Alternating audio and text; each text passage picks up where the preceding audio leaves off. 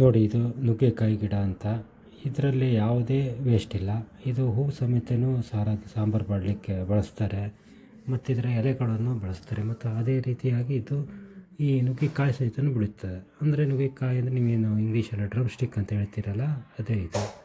ಇದಕ್ಕೆ ಯಾವುದೇ ರಾಸಾಯನಿಕ ಗೊಬ್ಬರವನ್ನು ಹಾಕದೆ ಮಟ್ಟಿ ಗೊಬ್ಬರದಿಂದನೇ ಮನೆಯಲ್ಲೇ ಬೆಳೆದಂತಹ ಗಿಡ. ಈಗ ಅದು ಮರವಾಗಿ ಬೆಳೆಯುವ ಹಂತದಲ್ಲಿದೆ.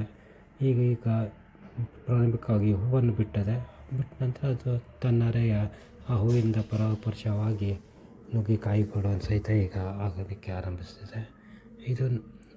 ಇದು ಭಾಳ ರೀತಿಯ ಔಷಧಿ ಗುಣವನ್ನು ಹೊಂದಿದೆ ಅಂತ ಹೇಳ್ತಾರೆ. ಅದ್ರ ಬಗ್ಗೆ ನನಗೆ ನಿಖರವಾಗಿ ಗೊತ್ತಿಲ್ಲ. ಆದರೆ ಈ ನುಗ್ಗೆ ಗಿಡ ಈ ಸಾಂಬಾರು ಪದಾರ್ಥಕ್ಕೆ ಯಾವುದೇ ರೀತಿಯಿಂದ ಇದನ್ನು ಹೂವಾಗಿರ್ಬೋದು, ಇದರ ಎಲೆಗಳಾಗಿರ್ಬೋದು, ಇದರ ಕಾಯಿಗಳಾಗಿರ್ಬೋದು ಯಥೇಷ್ಟ ರೀತಿಯಿಂದ ಬಳಸ್ಬೋದು.